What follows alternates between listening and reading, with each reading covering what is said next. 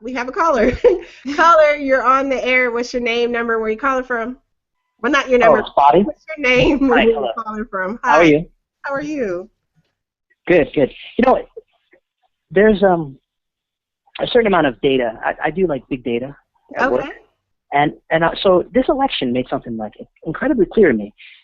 The If you look at the black vote, right, the African American vote, and I want Mhm. to talk about the black vote, kind of like you would talk about a group. So saying, like the vegan vote or the rich vote or the yuppie vote. You get what I'm saying? Like, so if you're just going Mhm. to divide it into a voting block, it doesn't matter that they were African American. You see what I'm saying? It could be any block. Right. The fact that I think most of the states, Hillary won by 70, 80, 90%, and that includes Illinois. She won Illinois by 70% in the African American vote. Once it left the South, that she was still getting these massive majorities, I'd have to say that it's a trend. And so that leads me to three conclusions. One, African Americans in large majorities in other states are following what happened in the South, right? And will that trend hold for New York and California? And number two, is it because African Americans, and of course there's that 30% that isn't voting, right? But when you get a 70%, 80%, 90%, you have to say they're voting in unison. That block is extremely powerful. I never realized before. That is the most important block in the Democratic Party. Now, you can say you've got billionaires, right? And they fund elections. And when they fund an election, they get something in return. Lower taxes, lower regulation, maybe copyright enhancement. But the African American vote, if it's going to be a monolith and vote in unison, no Democratic nominee can get past the southern states without giving something large to the African American vote, which is something I don't know about. That power can rival any kind of lobbyist or corporate money. It is the key to the primary in the Democratic Party. I've never realized before. I thought it was just isolated to Barack Obama because he was the first African American president. But the fact that Hillary Clinton captured that, and if that continues forward, that is an incredible amount of power. And I hear from so many people that are activists that they say their vote doesn't matter. But their vote matters more than anyone else's. This is something that it's blowing my mind. And if it continues in other states, I wonder why people in Illinois who hate Rahm Emanuel, they hate him, and he's been horrible to the African American community there, still voted for him 70%. Is it that they want to stay a monolith, right? And like I said, I'm talking about it from a data point, right? So not that they're African American. I'm just saying rich people over 300,000 vote in one way. Vegans vote in another way, right? I'm just looking at it as a data point. It just so happens that, they're African American people, but if they're going to vote in 70% majorities, that is a powerful voting bloc, more powerful than anything. I just wanted to throw that out there and see what you had to say about that. Well, I think I'm gonna answer real quick, then I'm gonna turn it over to Stacy. But I think that with anything like with data, with statistics and stuff, I mean, you can make the data say whatever you want it to say. When you just look at just the raw numbers just by themselves. I mean, but when we look at what's actually happening in this election cycle, you can't take it out of the context, right? You can't take it out of the context where in terms of like how people get their information. When you have, local news coverage not covering a candidate at all, right? When you have someone that's being outspent in terms of advertisement, and whether this is, I know Stacey and I talk about this, she'll probably touch on this some more. It's also an issue of not the message is the problem, maybe the delivery system, right? Because did you have the difference in like radio advertisements? I mean, you got to know the community that you're trying the voting block, right? So while we say, okay, those who are voting, because that's the other thing, not everyone or not even the same proportion of people are voting. We take South Carolina, for example, not even the same proportion of people voted in 2016 in South Carolina as they did in 2008. The numbers were down across the board, right? So that's another issue. Why aren't voters voting this time around at all? I mean, but when those are overwhelmingly, there are several different issues. There are reports that the Clinton campaign spent the past 2 years or so building those relationships and stuff because they knew going into this that they would need that voting block, so they had to repair the damage done from 2008. That's a head start type of thing. Now, when you also look at the media blackout component, like when so many people are getting their information from whether it's the mainstream media or news or certain talking points that are regurgitated by people we supposedly trust to tell the news, but they're not corrected. There's no challenge. There's no pushback. I mean, there's so many different problems. And then on the flip side, we need to. That's more reason why grassroots needs to really step up and be doing this work and engaging people. Because it's great that Bernie is able to have these huge rallies, and here in Atlanta, he's had 2 different rallies of 5,000 people. He had 5,000 people at the Fox, and he has Killer Mike, and he was at Morehouse and had 5,000-6,000 people. That's awesome, but we need to actually be doing outreach actually into communities, and that goes back to what Nisi was saying earlier. So while I do think that yes, it's definitely. Then there's another issue that Ben and Stacey we've all talked about. Like yes, there is that voting block, and they're voting in certain ways, but what are people? We're not leveraging that power of our vote, because the real truth is, what are black people getting, right? What are these black folks getting for supporting Hillary Clinton in large numbers? The comfort of knowing that they're voting for her, because they're not getting anything. They're not getting, maybe there's a promise of some people getting some special positions, but that doesn't do anything when you're talking about a community, individual level. So I feel you on the data point, and I'm about to kick it over to Stacey, but at the same time, data, just numbers themselves, they can tell whatever story we make them tell. Stacey. When we talk about the data and the black vote, we have to keep in mind that a lot of people who are looking at the data are keeping it in the context of 2012. Okay, and 2008 and 2012. Those were unprecedented numbers, and that's where we saw the black power rise up. I believe it was 64% of the African American vote, but this kind of falls along to what I like to call the Ronald Reagan mandate thing.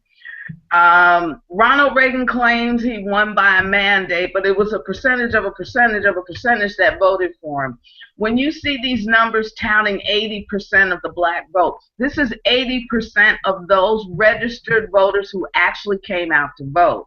The data is a bit misleading because you also have a contingent, and particularly what we're seeing is a reset going back to pre-Obama era numbers. So this is what you're seeing now is the norm.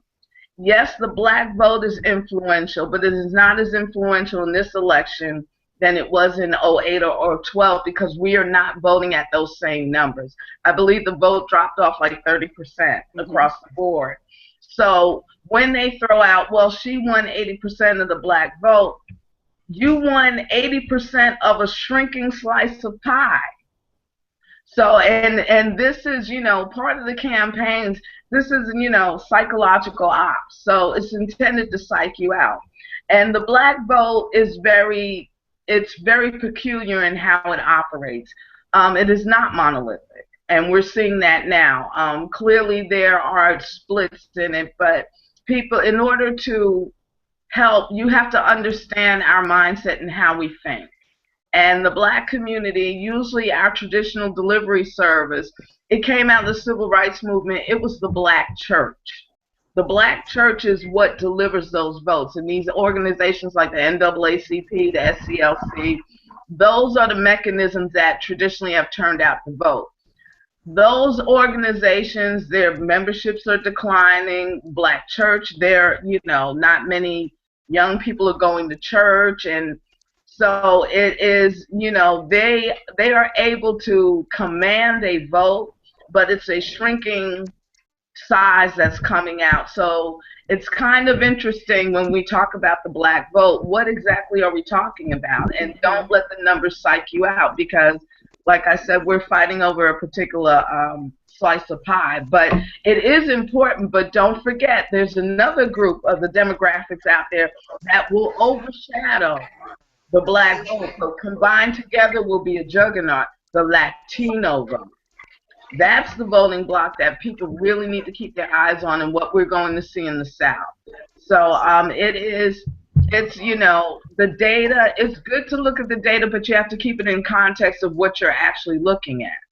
So I want to caution people, and you have to, a lot of people, I get a little, I have to admit, I get a little irritated when people are like, well, what's going on with the South? Y'all don't understand the South, and I can't tell y'all enough.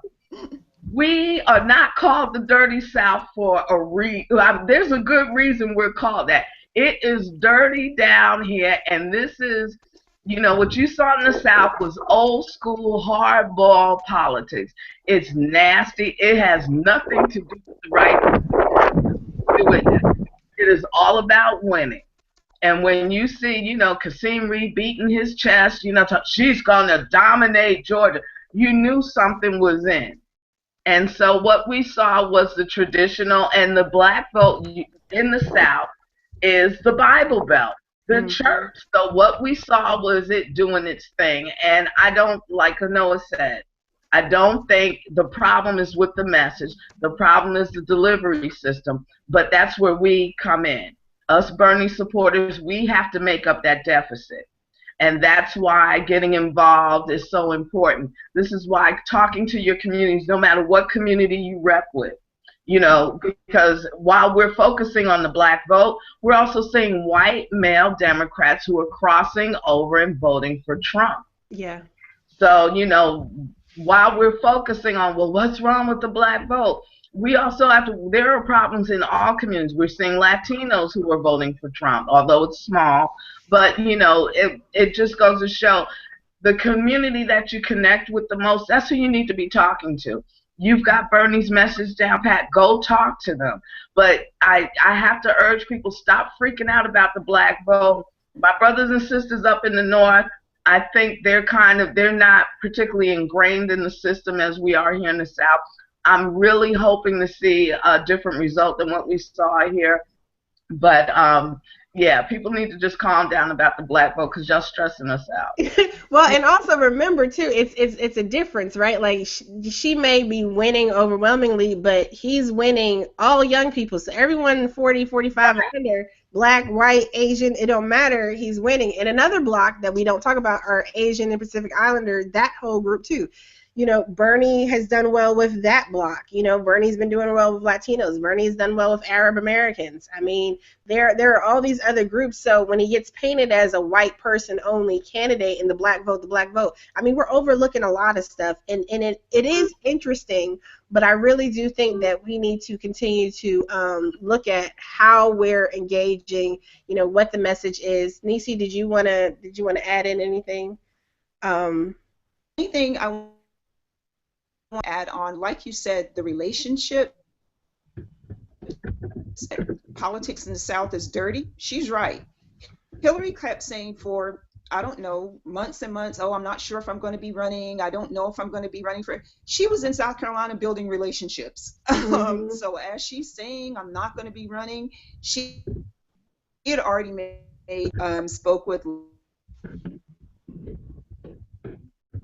influential pastor. So she had already laid the groundwork. Bernie announced in April, so he was way behind the game. She had already been here, already cultivated a lot of relationships with a lot of different people. But like you said, those are the black church. I'm unchurched, proudly, very happy to say I'm unchurched.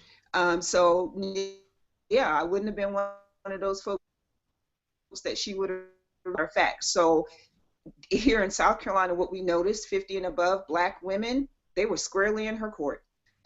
Those of us that were a little bit younger or just had a way to be a little bit more informed, yeah, we weren't buying that. But she had already been here, and she had already been cultivating the relationships before Bernie even announced that he was running. So. Okay, I but to go back to the caller's point, and so that even with the decline numbers, there is a block that is formidable and does need to be courted. Now what conversely though, so that is a good, so not to kind of like get on like no, so that is a valid recognition and point and stuff, but at the same time there are all these different multifaceted groups. But for us, right, well, even though we keep saying we're not a monolith, we do have this political power when we're together as that voting bloc. Ben and I Yeah. have talked about the black left and why the black left isn't more engaged in this presidential politics level. People have their different levels, but there is power to be leveraged. We've seen that from Black Lives Matter activists that have pushed both Democratic candidates farther Yeah. on the issues. We've seen that with activists who support the movement for equality and freedom and justice for Palestinians, right? Like Bernie's speech yesterday was because of activist push and pressure. So I do think that the point that there is a certain block amongst voters, and we're looking at a block of voters and that support. I mean, I think that is valid, but we definitely can't take that out of context of what else has been going on. Right. We just got a wild tweet, right, from a staffer member of that.